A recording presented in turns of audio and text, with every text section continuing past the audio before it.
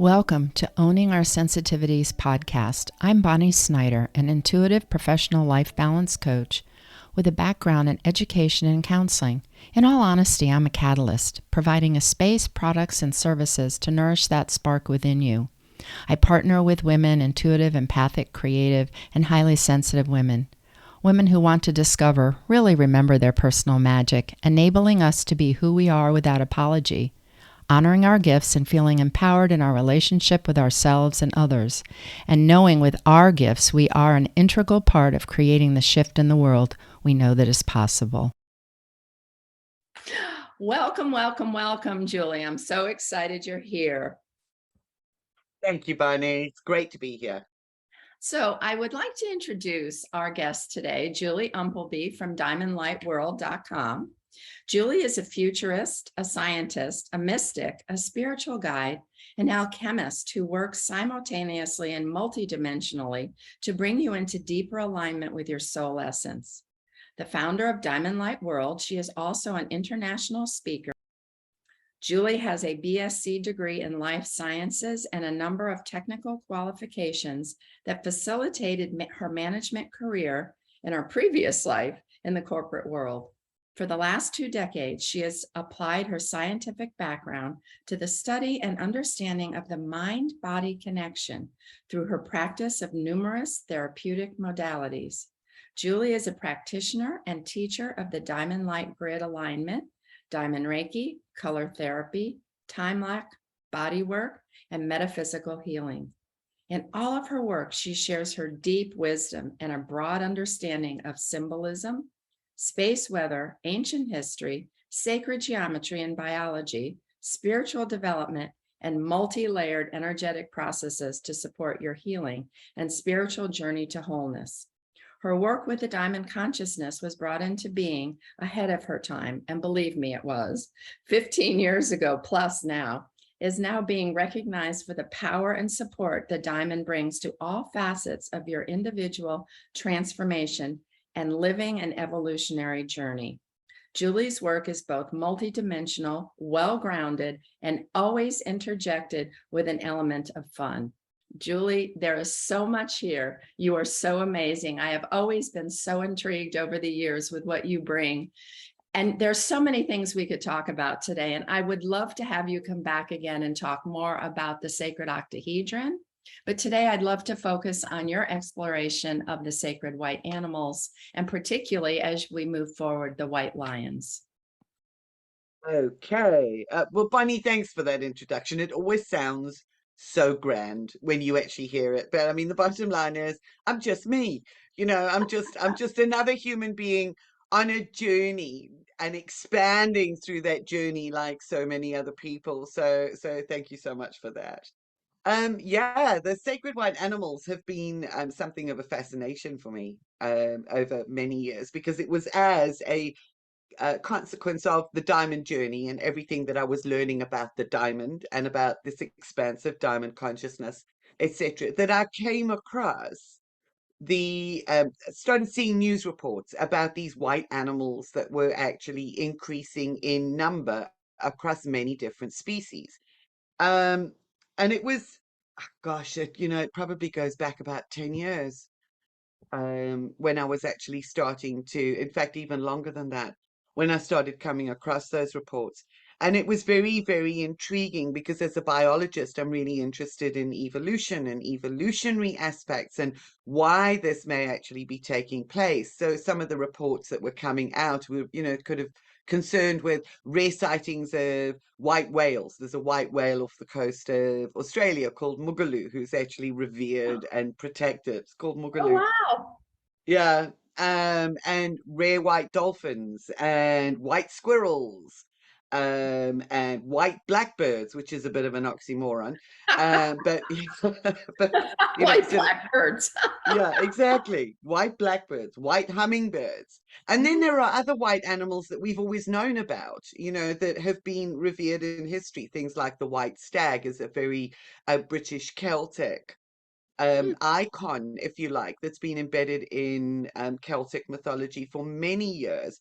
So there are traditional white animals that have been known about for a long time that pop up in the history books, and those would include things like the white peacock, the white elephant, the white stag, the white buffalo in a lot of the ancient mythologies. But then there were all of these new animals that were appearing with this, sort of quality of suddenly within a group, a flock, or a pod, or whatever, there's this pure white animal that is produced almost out of nowhere. So it was the entire evolution of that that really intrigued me. And of course, there were bigger aspects to the evolutionary picture as well that I could actually talk about.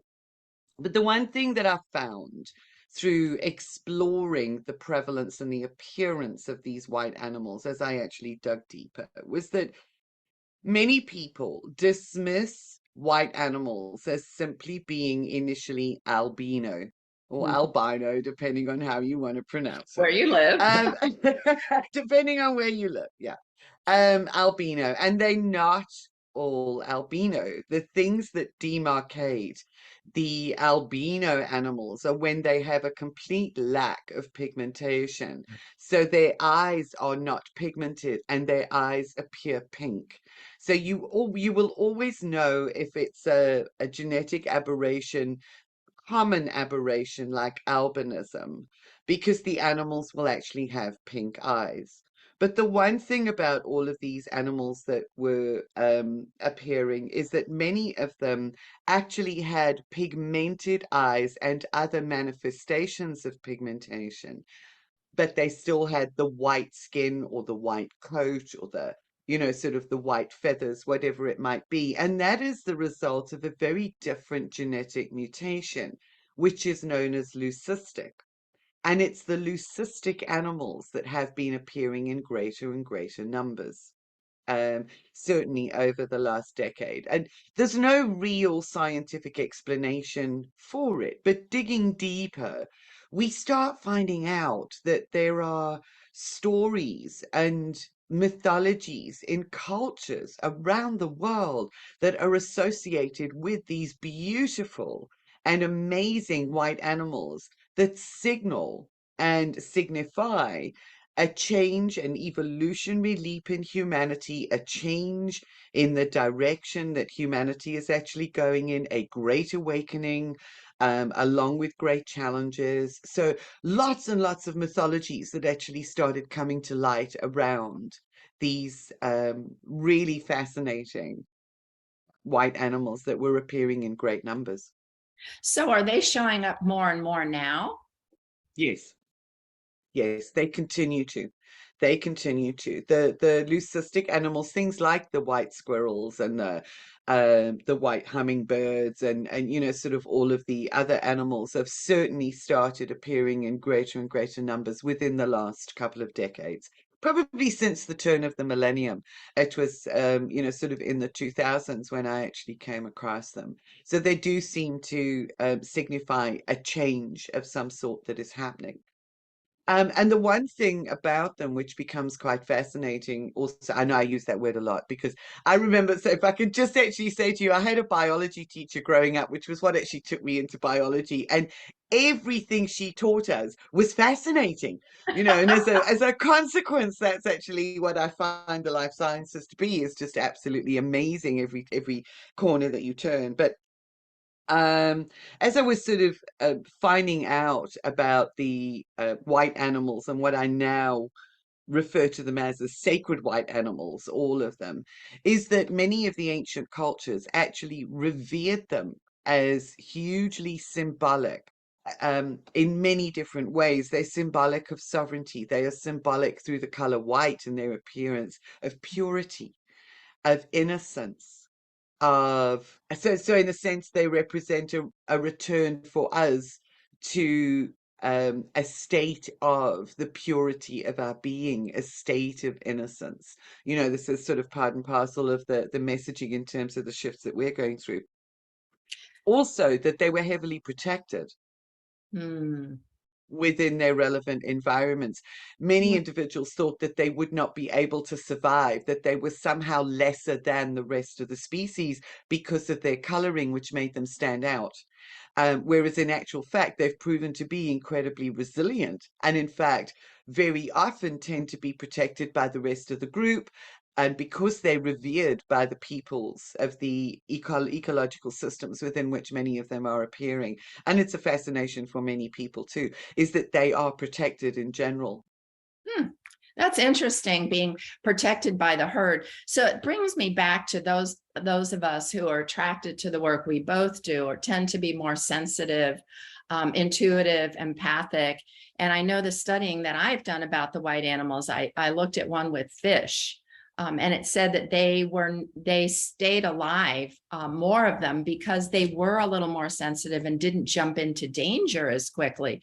And I think about, as you're talking, animals knew these are the white animals. They had their own internal intuitiveness, but as part of the community, they were respected. Whereas if you think about many of us on this journey with those qualities that you're talking about, the revering of life, the sacredness, our intuitive connection to nature, our culture has not held us in a way that is protective.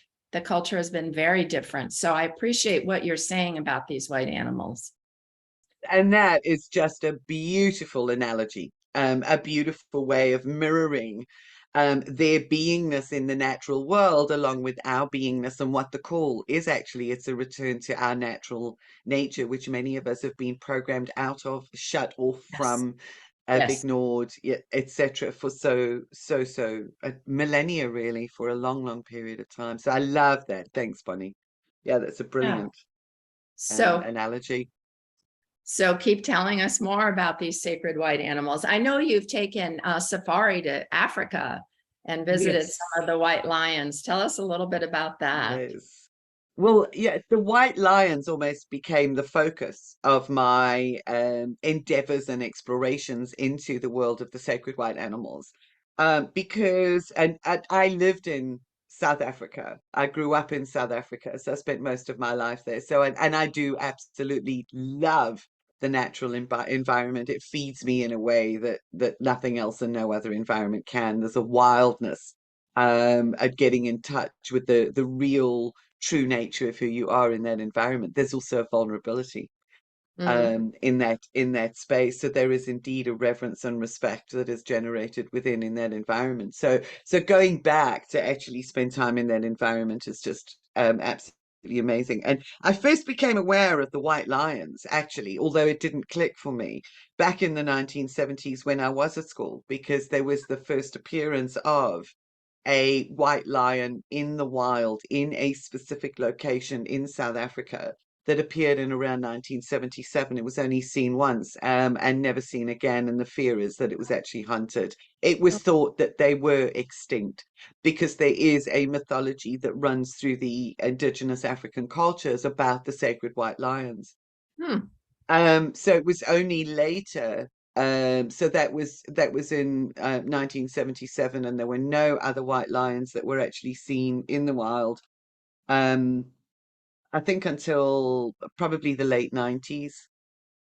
And now they're actually starting to appear. In fact, I saw a story just today of a tawny lion in the wild in an area in one part of that sacred area of South Africa, and it's sacred for a reason. I'll explain it in a moment.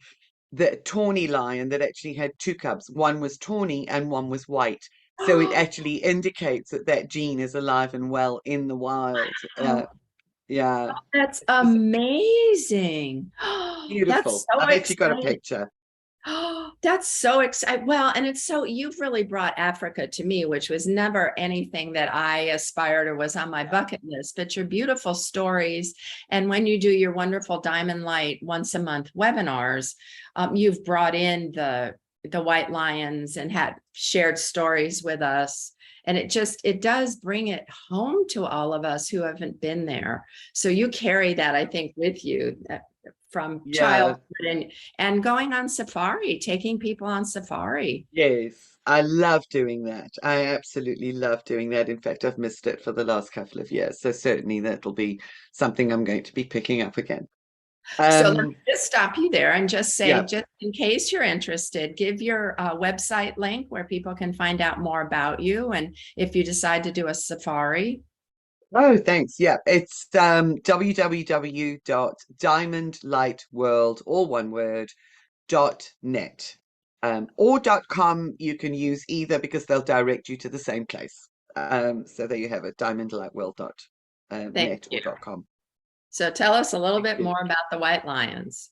So what was intriguing about the white lions is that they appear in the wild, and this gene is alive in the wild population only in one specific area of South Africa, and it's South Africa, and it's an area known as Timbavati, which is part of the Greater Kruger Park um, conservation region.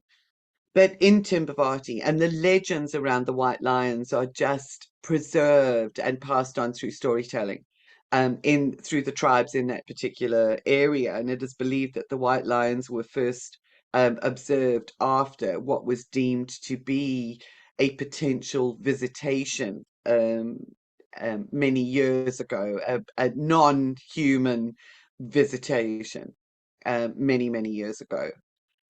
But so the place is Timbavati, and what is special about Timbavati is that it's also on something that is known as the Nilotic Meridian, which is the zero time meridian, the original prime meridian for as much as we know going back in history. You may know at the moment, current time, that the prime meridian runs through Greenwich in London. It's not always been there. It historically it's been in a couple of places. And historically, the prime meridian, which is believed to be a line that represents the zero time, the original time, the time where humanity and life was birthed upon the planet, was through the Nilotic meridian. So this Nilotic meridian actually runs along the spine of Africa through the Timbavati region.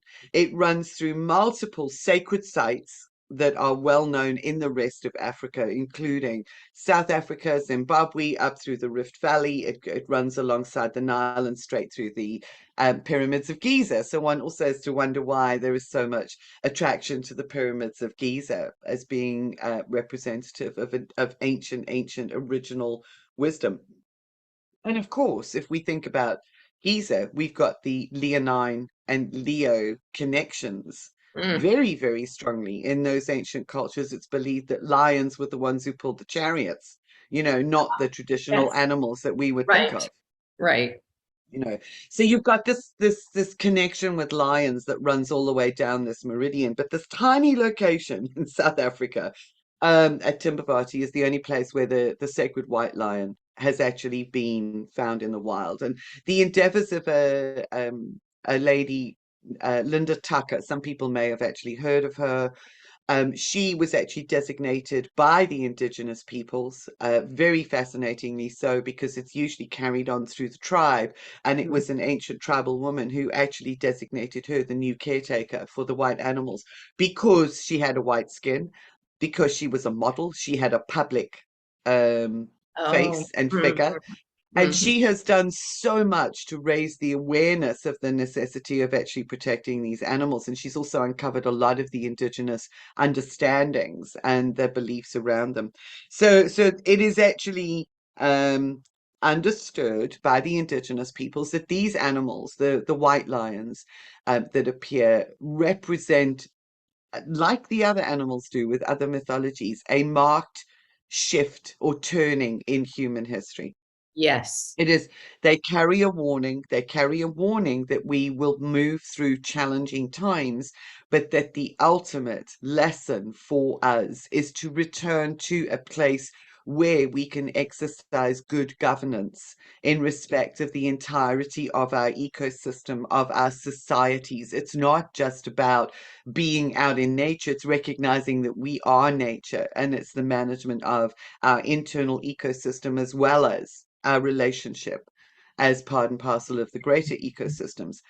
And some of the fascinating things about the white lions that have actually come to light is it was, as I mentioned earlier, thought that they would be vulnerable in the wild because their camouflage was not there. Whereas recent studies, there were never any studies done, but recent studies that have actually been completed have shown that the white lions are actually very powerful hunters, very capable of actually supporting their pride, supporting themselves in the wild.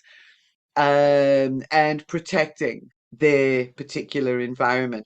But when it comes to good governance, there's a beautiful indigenous story about these animals as well, and that is that it is understood that because they are apex predators within the environment that they are in, that they carry all of the information, the energetic information, and the genetic information of the entirety of the ecosystem through the eating of their prey and the chain that the predators are actually the other predators are actually involved in.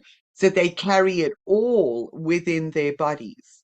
So they need very strong and powerful bodies in order to be able to hold the information for the entirety of the ecosystem. And when the lions are taken out, the ecosystem starts falling It because there starts is what? no management. It starts declining, the Oh, same as they declining. experienced with the wolves. Yeah, Okay. Okay. yeah, So I have a question around that. So yes, these animals are very, very strong because of that holding, which is both yes, a physical and a spiritual yes. piece to it. So tell us a little bit. I remember you telling a story in one of the groups, one of the Golden Diamond groups that you have, about your experience with these white lions and how you were in the Jeep and they come to you. Is that what I remember? Oh, wow. Yeah. Yes, yes, yes, yes, absolutely. I mean, you only have to look at them and you can see the regal nature, the sovereignty of their being, the command, the control, but it is a command that is actually done through the heart. So it's only when we rest into the heart and we connect with their hearts that we have probably the most sublime and powerful experiences with them. And yes, that experience was particularly powerful because Linda had taken us into an enclosure.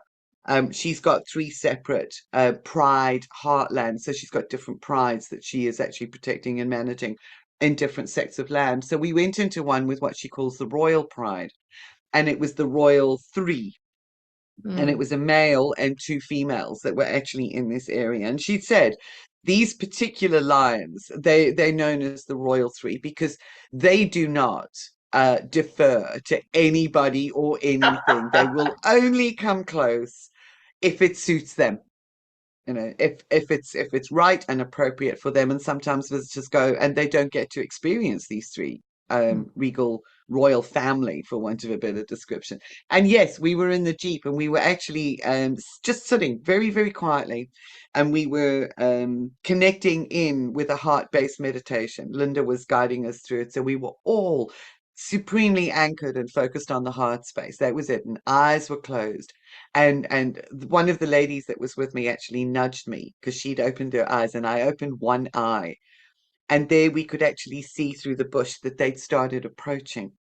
Wow. So they'd moved out of the bush so that we could see them. And that was just, it was really beautiful. And we just went back into the meditation and just focused on the heart and expanding the heart, and being in that space. And the next time we opened our eyes, we actually had one lioness in front of the Jeep, lying on the sand road, just watching us. One lioness behind the Jeep, Wow. also on the sand road, just lying down very calmly, and the male lion, and who'd come out of the bush further, was sitting watching us. So the three of them formed a triangle or a pyramid within which we Wow. were we were contained. Yeah, it was just a beautiful, beautiful experience, and I think a validation of the fact that that they contain very powerful, very strong heart energy, and it is that vibration and frequency to which they respond. So I thought I remembered you, and I remember a group of women also talking about watching these white lions. Did you look, was it you or was it one of the other gals who was speaking about looking and seeing the compassion in their eyes and the connection? Oh, I can't remember whether it was one of the other ladies that brought it up, but that is a very, very tangible, palpable, visceral experience. To be in that space, to look, especially in the wild, that it's not in a zoo or an enclosure of any kind. It's technically in the wild, and to actually be able to look them in the eye in that space, one can see that there is a very, very powerful strength that goes along with them, and yet there is a deep compassion and understanding. It's just you're drawn in completely. It's an experience that is very, very difficult to put into words, you know. I can Um, imagine that. But the sharing that you've done in your different webinars with the lions and the white lions in particular is really why I chose the white lioness, and our mutual friend Rachel from Wales, and I'll put that in the show notes, actually painted me a white lioness, because I feel like those of us who are now here, we're here for a reason, as you talk about with the diamond and the brilliance, to have that strength of a lion in particular, but the white lion with that compassion, intuition. You're talking about that omen of there's a change coming, to me says we really want to embody. You've spoken about the sovereignty within ourselves, having that courage. And interesting, it's the first time I thought about it, and I've heard you talk about the white lions coming out, but that ability to do it on our own terms and yet be in community. yes, absolutely. That is exactly what they embody. You know, that is one of the prime messages that comes across. And it's also, I think, significant about the white lines is that the information that they embody through those really powerful bodies, because they actually are bigger. They are bigger than their tawny cousins, you know, very, very powerfully. So, Well, think about it. We are bigger if you think about divergent brains and, empaths, intuitives, sensitives. Our brain has more. So that would make sense physically in the wild. The lion would need to be physically bigger, holding yeah, everything, as you mentioned before. yeah.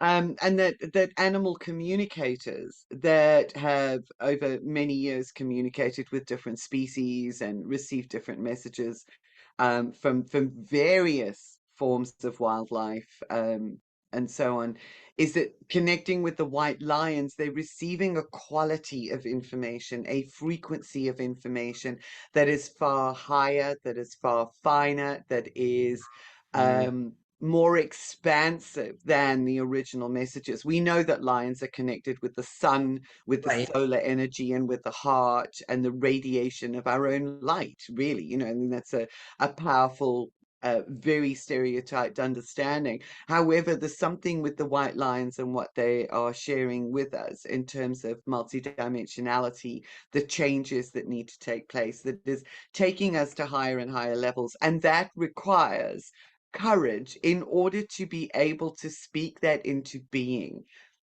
and to bring that through for people, because it's expansive, it's new, it challenges old paradigms, which is part of the Yes. change. It challenges belief systems. So I think, you know, as you're saying, they represent all of those things in terms of the intuitiveness and the gentleness and the sensitivity, as well as the courage Yes. within that gentleness to be able to bring something new into being. Oh, you said that so well, and that's what I was thinking. And that was my intuitive thought when I was looking for a logo for owning our sensitivity. So I appreciate that. And you bring so much to support people. So talk a little bit more about some of the things that you do to support people. Eh, Oh, I know my there's so goodness. many. Well, I know that you do some remote sessions. I know you make the Yes, most I do. fabulous sprays. Just tell us a little bit about what you offer. Okay. So first of all, you know, as you've mentioned a couple of times, I do monthly teleclasses and webcasts, which each one is a unique and individual diamond process, along with a teaching of some sort, a sharing that supports the expansion of our consciousness. So it's as I'm learning, I love to share what I'm learning and experiencing and bring it into a collective wisdom. So I do the monthly teleclasses. I actually also run very focused workshops. One of the recent ones, which has just been absolutely fantastic, is the Masters of Destiny. And I just love it because so many of the attendees came back like 3 times and four Yes, yes, times. me. Yeah, It I was know. It was amazing. just It beautiful. was amazing. And aren't you starting a new course? Yes, I am. I am, absolutely. I am starting a new call to presence program which is going to be brand new.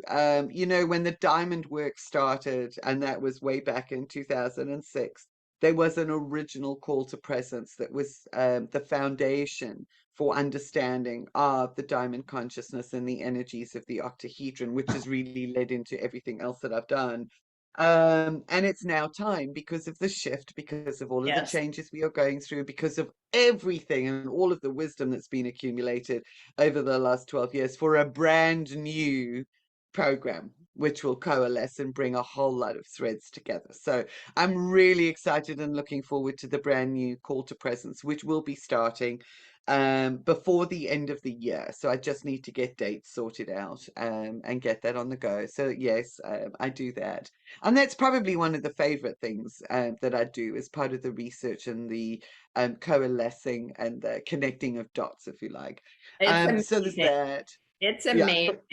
I am always so excited because I learn something new every single time. And that originally, when I met you, that's what drew me to you. When the diamond came to me and I was looking for information, it was so wonderful to listen to you on so many aspects of this sacred octahedron. And I continue to learn. And Masters of Destiny, as I encourage people, because I think you have some recordings up even. Yeah. You just learn so much in there, and you always bring so many different dimensions together, which I think is helpful for all of us who are love to learn, are evolving ourselves, to have someone like you who can bring the science in and the spiritual with it. So I thank you so much for that, and as you said at the beginning, for just being you. Yes. That's it. That's it. Yeah, that's exactly. And there is the lesson, because that's something that I love doing. You know, and many people don't have the time to sit through reams and reams of, educational videos for those little nuggets. So you kind of go, oh, there it is. Yeah, I knew I had to watch that for some reason. Yeah, exactly. It's and read papers and what have you. So yes, so I do that. And then of course I do the one-to-one remotes, which Mhm. is, I call it a remote diamond alignment, but it ends up being so much more than that, because Yes. I never know what's going to happen in those sessions and what's going to be required of me in respect of creating that space and holding it, which facilitates healing on different levels. It's not traditional healing, if you want to call it that, which is why I don't call it a healing modality in that respect. It is essentially a realignment at ever expanding multidimensional levels with the totality of who we are, and the truth of who we are, which is our diamond beingness. Yes, and I have to say I've experienced them and they're very powerful. They're right on target. It always amazes me how on target they are. They're amazing. I love them. I can't even begin to tell you how much I love them. So thank you. And I know people have had some amazing stories from those remotes. Yeah, and I learn all the time. I am constantly in awe at how things unfold, and at the journey. And it's actually said, when we lose the sense of wonder, then we may as well give up and go do something else. Yeah, true. Yeah. So true. Well, as we're finishing up, is there any last something you'd like to share? Um, we were focused on the white animals. And in fact, I just want to add another little one, is that even in the plant kingdom, we've actually started seeing some really interesting mutations with white plants that Really? lack chlorophyll. Yeah, that work in harmony and perform different functions within. One of them is the redwoods, and it's not very well known at all. So there are things happening in our natural world which are indicating to us that change is here, that change is happening, that we are changing alongside it. So it's very easy to get wrapped up in the propaganda of the external world, and some of the illusions and delusions and misrepresentations and distortions of the external world. Go back to nature. Go back to resting into the natural environment whenever you can, and be observant, because you'll be amazed at what you will feel, see, experience in that environment. And remember that it's about who you are. You are that. You are nature. So. Thank you so much. We know that nature is so important for us as intuitives, empaths, creatives, sensitives, very, very, and you brought so many nice dimensions in here, Julie. Thank you so, so much for sharing. This is Julie Umpleby from diamondlightworld.net. Thank you. I Thank look you, forward to our Bunny. next conversation. Before I stop, I almost forgot to say thank you for the inspiration for my logo, because if it weren't for you, I wouldn't have those beautiful white lions Rachel has painted. Thank How you. perfect is it? Thank you. Look forward to our next time. Me too.